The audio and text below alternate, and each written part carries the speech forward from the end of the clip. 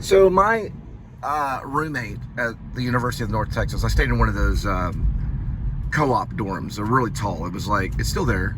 It's a very tall dorm. You have an elevator, several floors. And I stayed on one of the higher floors, and my roommate, Philip, was a radio, television, film major. So I did not bring in a television into the dorm. I only brought a guitar and Shakespeare books. Well, I had to buy Shakespeare books for the theater department. My professor studied with Grotowski. I don't know if you know that, Jerzy Grotowski. He's a Polish director that died. His body was shown in New York City when he died. His body was at his wake. It's called a wake.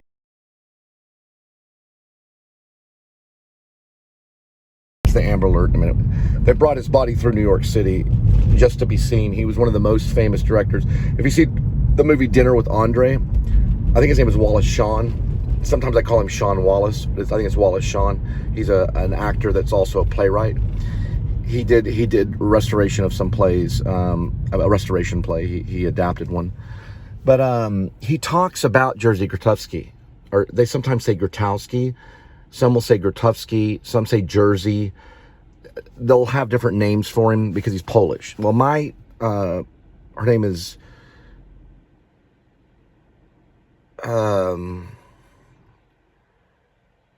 we call her Marjorie. But Marjorie was our teacher. So she was very, let's just say, adamant about the theater. So she went to Carnegie Mellon. And I think she also went to Cal Arts in California. She worked side by side with Paul Rubens when Paul Rubens was studying theater arts. And when Paul Rubens, that's Pee Wee Herman, yeah, when he was studying. So she worked with both of these people, and she also helped run a television station, I believe in New York City. And she had auditioned like right next to Frances McDormand, who was in Fargo. And Blood Simple, she probably auditioned for Blood Simple. Or she was called in for the same parts that Frances McDormand was called in for. They were a little similar, a little bit. Marjorie, she can sing in Polish. She's operatic.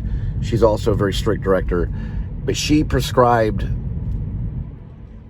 probably about 50 books to buy for the theater department. About 50. It was unbearable, the amount of books that she wanted us to buy. She wanted us to buy every single Shakespeare play. Now there's 38 of them, but I think I have to double check. Let me fact check this later. But there's a lot of Shakespeare plays. We couldn't just buy.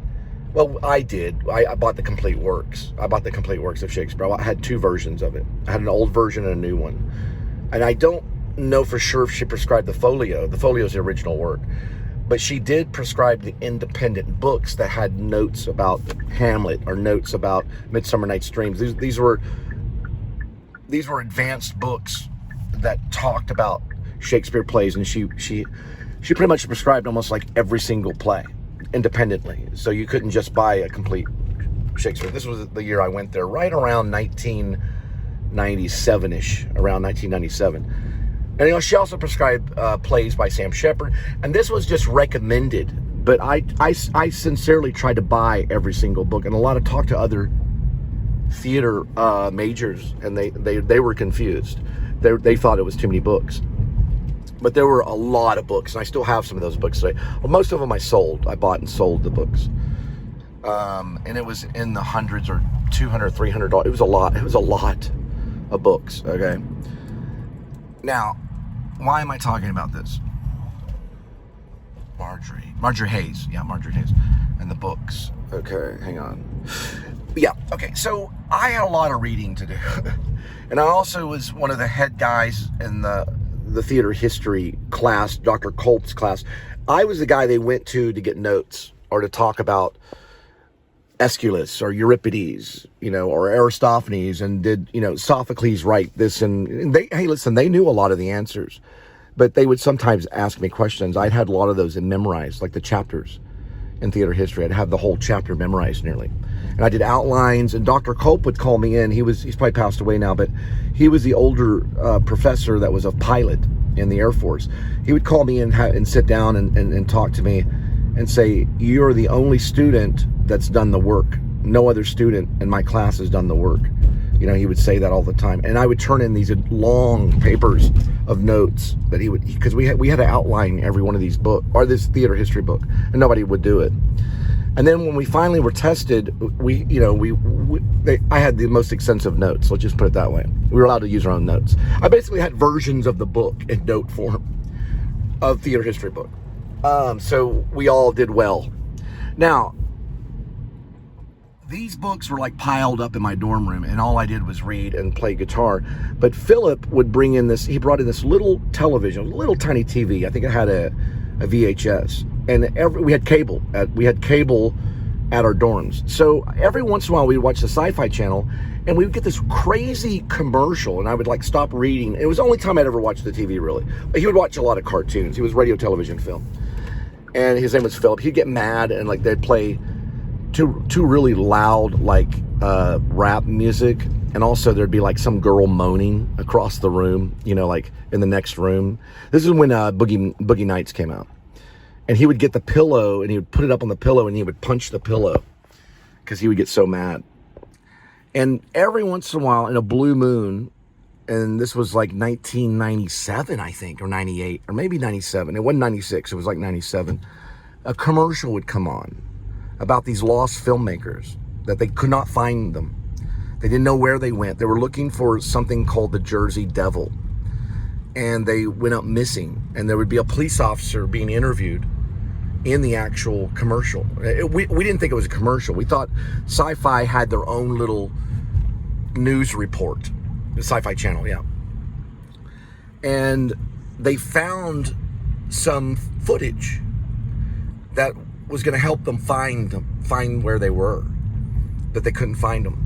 And the footage, they were doing research on the Jersey Devil, and like they went missing, and they found the footage under like a house or something. And they didn't know the smoke and mirrors of it. They didn't know how truthful it was or whatever.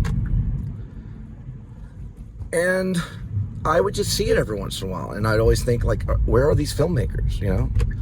And it'd bother me because I knew that I was going to get into film. I knew I was going to get into film some way or another, and I did. I worked with Frank Darabont. I worked side by side with Jim Carrey. I worked as a background artist. I ended up working with side by side with James Lipton on Bravo's Inside the Actor Studio, and I ended up getting into film and media. And anyway, before all that, before I went to Hollywood and everything, it was probably about a couple of years before I left Hollywood. There was this thing that came out called Blair Witch Project, and it was about these filmmakers that went missing. I wonder if there's the same filmmakers in my mind. I was like, I bet it's the same makers that went missing, you know, and in these commercials that I saw on the Sci-Fi Channel. Let me see this right here. This is timed, so I really have to hurry, but I'm gonna hurry up. What? Okay. And so I was wondering, and my cousin Robert Cam was studying music, but he was also studying radio, television, film. So I immediately went to him and I said, "Hey man, did you hear about this Blair Witch Project?" And he goes, "You know what? I did hear about it. It's at the Inwood." And I said, "Did you want to go see that? Let's go see it.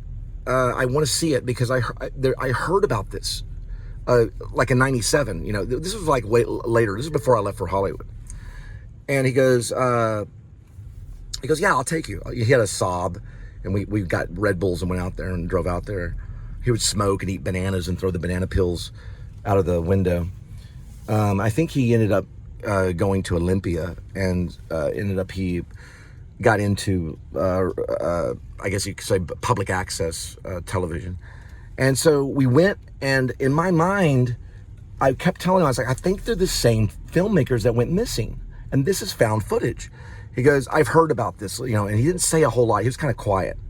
So we went there, and in my mind, I was 100% sold that they were actually the filmmakers in that commercial, those few commercials I would see come up when Philip would have the television in there, because Philip was radio, television, I was theater. And I was like, I think that's them. So when I watched the movie, there was kind of credits and things like that, but it looked like mostly found footage. And as the movie went on, I started to believe in witchcraft. I'm not lying about this. And I became very, very scared. So after the movie was over, I told my cousin, I said, that was a snuff film nearly. They really are, they must have been killed. That was incredible. And he goes, no, it was a movie. And I go, I know it's a documentary, but I was convinced it was real. It was a real documentary. It was a mockumentary almost. It was kind of like a mockumentary. It was kind of horror film. So I was convinced, and he was smoking a cigarette at the poster, and he said, nope, look, their name's on the poster. And he pointed, and I looked. I'm like, yeah, that's their name, but that doesn't mean that they found them. And he was like, no, that was a movie. It was just a movie. That's what he said. And he smiled. He goes, look at the poster. I was sold. And I drove home that day thinking, how could that be a movie? And he told me it was a movie. And then after time, then they started interviewing, the filmmakers and everything. And they turned out those were just actors. Those were not filmmakers. Those were actors. There were filmmakers behind the project, and we'll get to the names later. But they were actually hired actors. And I thought for a long time that they were actually filmmakers, but they weren't. It was like some of it was scripted and stuff.